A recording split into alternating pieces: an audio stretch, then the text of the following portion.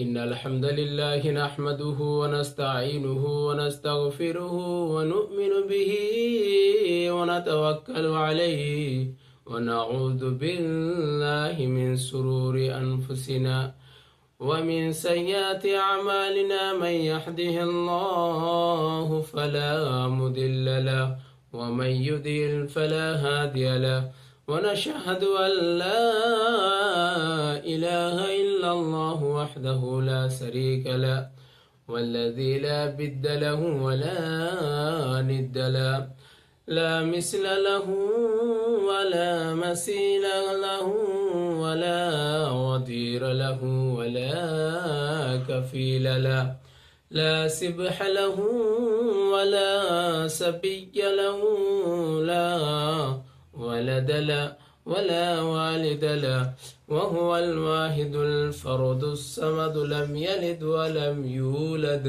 ولم يكن له كفوا أحد.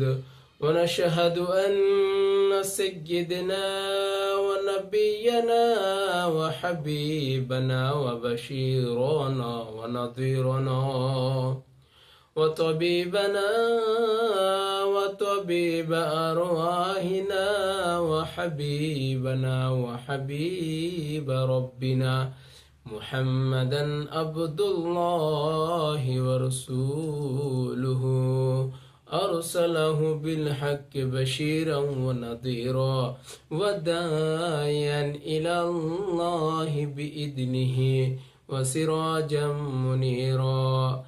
أما بعد، فقد قال الله تعالى في كلامه المجيد وفي فرقانه الحميد: أعوذ بالله من الشيطان الرجيم، بسم الله الرحمن الرحيم. ويل لكل همزة لمزة، إن الله وملائكته يصلون على النبي يا أيها الذين آمنوا صلوا عليه وسلموا تسليما. اللهم صل على محمد وعلى آل محمد كما صليت على إبراهيم وعلى آل إبراهيم إنك حميد مجيد। সকল প্রশংসার মালিককে, সকল উচ্চতার মালিককে, কেউ যেটা জানে না জানে কে, কেউ যেটা দেখে না দেখে কে, সে আল্লাহর উপরে আমরা লাখো লাখো কোটি কোটি দুরুদ ও সালাম অবতীর্ণ হোক। আল্লাহুম্মা সাল্লি আলাই, আল্লাহুম্মা বারিক আলাই। আমাদেরকে পবিত্র মজলিসে বসার আমাদেরকে ভালো লাগে না। আল্লাহর নয়, আল্লাহর নবী মুহাম্মদুর রাসূলুল্লাহ সাল্লাল্লাহু আলাইহি ওয়াসাল্লাম, আমার উম্মত, প্রাণের নবী, আপনি বলে দেন আপনার উম্মতেরকে, আপনার উম্মত যদি ভালো মজলিসে বলেই ওই মজলিস কাল কিয়ামতের দিনে তার সুপারিশ করবে, ঠিক কিনা? আল্লাহ নবী মুহাম্মদুর রাসূলুল্লাহ সাল্লাল্লাহু আলাইহি ওয়াসাল্লাম উম্মতদেরকে বলে দিল, আমার উম্মতরা, তোমরা শুনে নাও, যে আমাদের মুহাম্মদুর রাসূলুল্লাহ সাল্লাল্লাহু আলাইহি ওয়াসাল্লাম যত সুন্নাত গিলো করেছেন, আজ মজলিস করা হয়েছে কিসের জন্য? দিন কি কায়েম করার জন্য। আমার উম্মতরা, আল্লাহর বান্দারা, ভয় করো আল্লাহকে, আল্লাহকে ভয় করো। আল্লাহ তোমার কাছে সব সময় আছে, আল্লাহ তোমাকে ছাড়বে না। মরণ যাইবে তুমি যে কোথাও, মরণ তোমাকে ছাড়িবে না।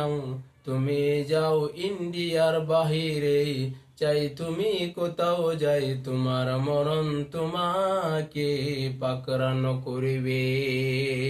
মরণ আমাদেরকে চিনতে হবে, মরণ তোমাকে ছাড়বে না রে ভাই। মরণ আমার যে এই মজলিসে আমরা যখন বসবো, এই মজলিসে বসার জন্য এই কোরআনুল কারীমের যা তেলাওয়াত হয়েছে, যা কিছু হবে, আল্লাহ তোমার কাল কিয়ামতের দিনে সুপারিশ করা হবে, ঠিক কিনা? বিশ্বনবী জনাবে মুহাম্মদুর রাসূলুল্লাহ সাল্লাল্লাহু আলাইহি ওয়াসাল্লাম বলেছেন, আমার উম্মতরা সব সময় আল্লাহকে দেখে যেন ভয় করে, আল্লাহকে যেন দেখে ডরে, আল্লাহকে দেখে যেন সব সময় সব জায়গায় যাতে আল্লাহর কাছে সব সময় প্রশংসা হয়। আল্লাহ বিশ্বনবী মুহাম্মদুর রাসূলুল্লাহ সাল্লাল্লাহু আলাইহি ওয়াসাল্লাম লা ইকরাহা ফিদ্দিন, তোমরা দিনকে তোমরা কায়েম করো, তোমার দিনের মধ্যে দিন সবকিছু আছে। আজ আমরা যদি দিনকে কায়েম যদি না করতে পারি, তাহলে দিনের মধ্যে কোনো কিছু আমাদেরকে থাকবে না। আল্লাহ বিশ্বনবী জাল কিয়ামতের দিন যখন আমার উম্মতদেরকে বলবে, এ আমার উম্মতের জন্য এ বিশ্বনবী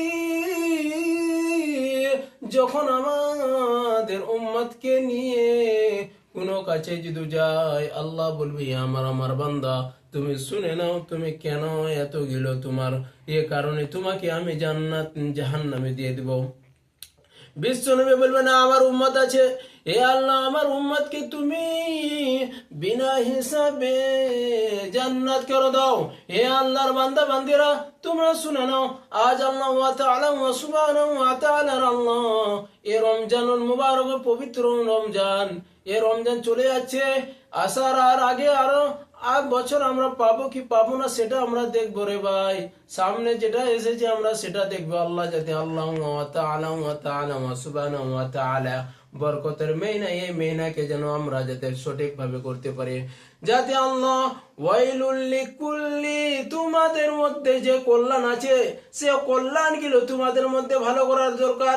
এ কল্যাণ সব তো বিশ্বনবী জনাবে মুহাম্মদুর রাসূলুল্লাহ সাল্লাল্লাহু আলাইহি ওয়াসাল্লাম বলেছে যে সব প্রথম হলো তোমার আখলাক চরিত্র। আখলাক চরিত্র যদি তোমার ভালো হয়ে যায়, তাহলে আমার উম্মতদের জন্য তাহলে তাদের ইমানটাও সহজ হয়ে যাবে।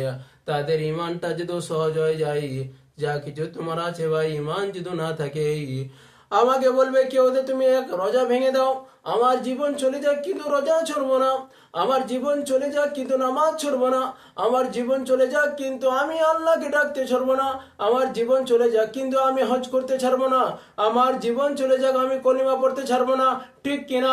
আল্লাহর নবী মুহাম্মদ রাসূলুল্লাহ সাল্লাল্লাহু আলাইহি ওয়াসাল্লাম যখন আমাদের তাইফের ময়দানে তাওয়াফ করতেন, তখন বিশ্বনবী মুহাম্মদুর রাসূলুল্লাহ সাল্লাল্লাহু আলাইহি ওয়াসাল্লাম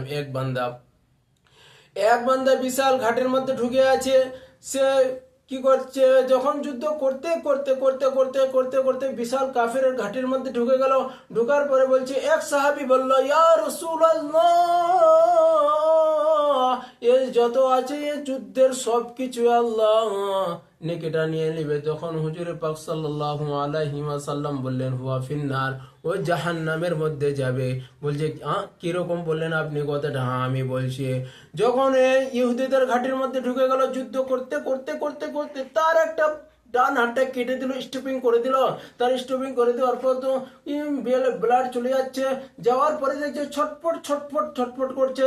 তখন ও কিছু করতে পারলো না, বিশাল তরোয়ারটা নিয়ে আপনি ওখানে মরুভূমিতে গেড়ে দেওয়ার পরে নিজেই ঝাপটান মারে দিল। সেখানে বললে, হুয়া ফিন্নার। বিশ্বনবী বললেন, নিশ্চয় আল্লাহ ওয়া তাআলা ওয়া সুবহানাহু ওয়া তাআলা বললেন না, তোমার কথাটা ঠিক, আজ ওই জাহান্নামে যাবে। যে যেরকম করে মরবে তাকে সেরকম করে দেওয়ানো হবে, কাল কিয়ামতের দিনে উঠানো হবে। বিশ্বনবী মুহাম্মদুর রাসূলুল্লাহ সাল্লাল্লাহু আলাইহি ওয়াসাল্লাম বলবে, আমার বান্দা তোমাকে দুনিয়ায় পাঠানো হয়েছিল, তুমি কেন আমার কথা মতন আমার সুন্নত পালন করনি? তুমি কেন আল্লাহর কথা মানোনি? কেন তুমি ইহুদিদের খ্রিস্টানদের তুমি ইসে গিয়েছিলে? যখন আমাদের এই মজলিসের মধ্যে আল্লাহ রসুলের কুরআনুল কারীমের তেলাওয়াত হয়, তখন আল্লাহ বিশ্বনবী মুহাম্মদুর রাসূলুল্লাহ সাল্লাল্লাহু আলাইহি ওয়াসাল্লাম আল্লাহকে বললেন, হে আল্লাহ, আমার বান্দা আমার উম্মত দেখো তোমার কতটা ভয় করছে, তোমার মজলিসে বসেছে, এ মজলিসে যখন বসেছে তুমি এ মজলিসের দ্বারাই তাকে তুমি জান্নাতুল ফেরদৌস করে দাও, ঠিক কিনা? আল্লাহ বললেন, আমার বান্দা যখন আমাকে দেখে ভয় করবে, সব সময় আমি সব সময় আল্লাহ বান্দার কাছে আছি। এ বান্দার কাছে আমি যদি থাকি তাহলে কোন ফায়াকুন, আমি এই সেকেন্ডের মধ্যে কি না করে দিতে পারি। কিন্তু আল্লাহ বলছে, ও আমার বান্দা, তোমরা যখন মুয়াজ্জিন বলে আল্লাহু আকবার আল্লাহু আকবার, তোমরা নামাজের দিকে এসো, তোমরা মসজিদের দিকে আসো। বলেছে বিশ্বনবী, তোমরা যদি মসজিদের যদি পেট ভরাতে পারো তাহলে আল্লাহ বলেছে তোমাদের পেট ভরিয়ে দিবে, ঠিক কিনা? মসজিদের ঝাড়ু বারদার হোক আমারে হাত, শুনো আমার মুনাজাত, শুনো শুনো ইয়া ইলাহি আমার মুনাজাত, শুনো আমার মুনাজাত। আমার বিশ্বনবী বললেন, তোমরা শুধু আমার মসজিদের যদি পেট ভরিয়ে থাকো আমি তোমাদের পেট ভরাবো, আমার মসজিদে যদি খালি থাকে তোমাদের পেট আমি খালি রাখবো। সারা বিশ্বে মুহাম্মদুর রাসূলুল্লাহ সাল্লাল্লাহু আলাইহি ওয়াসাল্লাম বললেন, আমার উম্মতরা যখন চারোদিকে হেঁটে চলবে, এদিকে ওদিকে ফিরে চলবে, কোথাও যদি রাস্তার মধ্যে কিছু যদি খারাপ ত্রুটি হয়ে যেতে থাকে তাহলে যেটা মানুষের যদি কষ্টদায়ক হয় সেটা যেন আমার বান্দা যাতে সরিয়ে দেয়, তাকে নেকি দেওয়া হবে, ঠিক কিনা? বিশ্বনবী মুহাম্মদ রাসূলুল্লাহ সাল্লাল্লাহু আলাইহি ওয়াসাল্লাম যাতে মসজিদে নববীর মধ্যে যাওয়ার পরে তখন দেখছেন মসজিদে নববীতে যাওয়ার পরে আল্লাহ নবী সাল্লাল্লাহু আলাইহি ওয়াসাল্লাম মক্কায় আমাদের গেলে পরে কতটা নেকি হয়। এ নেকি আমরা আল্লাহ কখন আমরা মক্কাতে যেতে পারবো, আমরা মক্কা নববী মসজিদ আমরা কখন দেখব?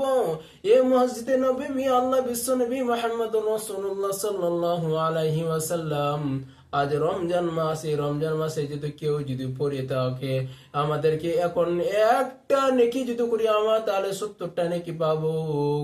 আজ মসজিদে নববীর মধ্যে যদি আমরা যদি একবার যদি আমাদের যদি সিজদা করতে থাকে তাহলে বিশ্বনবী জনাবি মুহাম্মদুর রাসূলুল্লাহ সাল্লাল্লাহু আলাইহি ওয়াসাল্লাম বলেছেন তোমাদেরকে কোটি কোটি কি আমলে সিজদা নেকি পাওয়া যাবে, ঠিক কিনা?